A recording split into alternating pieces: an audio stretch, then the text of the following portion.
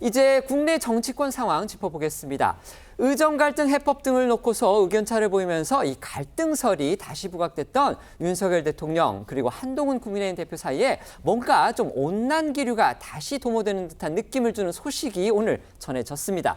한 대표가 체코 방문길에 나선 윤 대통령을 직접 환송했고요. 다음 주 화요일에는 미뤄졌던 만찬 회동도 하기로 했다. 이렇게 대통령실이 밝혔습니다. 네, 윤 대통령은 오늘부터 21일까지 2박 4일간의 일정으로 체코로 공식 방문해서 이 원전 수출을 성공적으로 완수하기 위한 세일즈 외교에 나섰습니다.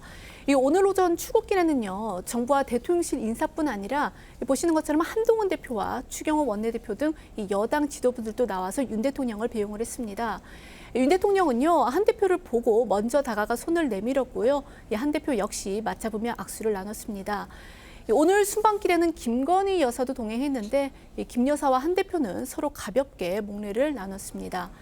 앞서 윤 대통령과 한 대표가 오늘 배웅을 계기로 만나면서 이 주요 현안인 의정 갈등 사태에 대해서 짧게라도 대화를 나눌지 이 부분이 또 관심이었는데요. 다만 이 대통령 배웅은 통상적으로 짧게 악수와 인사만 나누는 그런 형식인 만큼 이 두 사람은 현안에 대한 의견은 나누지 못한 것으로 보입니다. 주요 현안에 대한 의견 교환은 다음 주 화요일로 잡힌 이 만찬 회동에서 이루어질 것으로 예상이 됩니다. 대통령실에서 만찬 사실을 공개를 하면서 의제로 의료 개혁 이걸 공식적으로 언급하기도 한 만큼 두 사람이 유의미한 교감을 이룰 수 있을지 주목이 되는 겁니다. 당정 만찬은 당초 지난달 30일로 잡혀 있었지만 대통령실에서 추석 민심을 청취하는 게 좋겠다는 이유를 들어서 연휴 이후로 연기했었는데요. 당시 의정 갈등 해법을 놓고 윤 대통령과 한 대표가 의견차를 보인 것이 진짜 이유가 아니냐는 분석이 나오기도 했었습니다. 특히 지난 8일 윤 대통령이 일부 여당 중진들과 만찬을 한 사실이 알려지면서 한동훈 대표 배제 논란이 일기도 했었습니다. 이런 상황에서 대통령실은 오늘 오전 서면 브리핑을 통해서 윤 대통령이 오는 24일 국민의힘 지도부를 용산 대통령실로 초청해 만찬 회동을 할 예정이라고 밝혔고요. 추석 민심을 점검하고 의료개혁을 비롯한 개혁 과제와 민생 현안 등을 논의하는 폭넓은 소통의 자리가 될 것이라고 부연 설명했습니다. 어제 저희도 전해드린 대로 한 대표는 여야의정 협의체 출범을 강조하면서 야당은 물론 정부를 향해서도 더 유연한 자세로 나서달라고 촉구했었는데요. 윤 대통령과의 만찬 자리에서도 협의체 출범에 속도를 내기 위한 논의가 집중적으로 이뤄질 것으로 보입니다.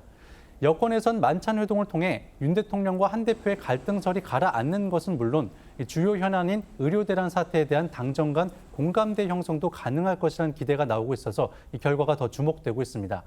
관련해 오늘 아침 윤 대통령 배웅에 나선 한동훈 대표 모습과 당 최고위원회에서 나온 발언 이어서 들어보시죠.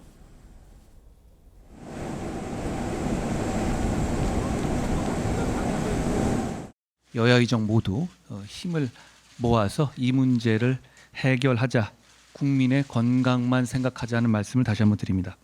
오늘 회의가 좀 늦어진 게 저랑 추 대표님이랑 체코 외교를 위해 떠나시는 대통령님을 배웅하고 왔기 때문입니다.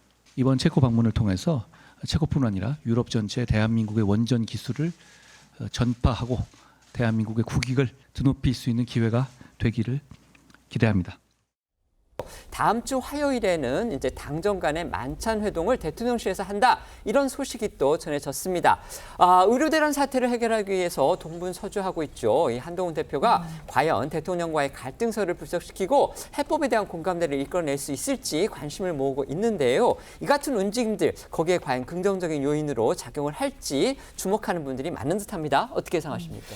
한동훈 국민의힘 대표의 위상은 지금 대통령실과 의료계 사이의 거리감을 좁히는 일종의 중재자로서의 역할을 아마 자임하고 있는 것으로 보입니다. 근데 그동안에 나온 여러 가지의 말들을 종합해보면 오히려 의료계보다는 대통령실의 양보 또는 대화 여건 조성 이런 거를 요구하고 있는 경향이 더 크거든요.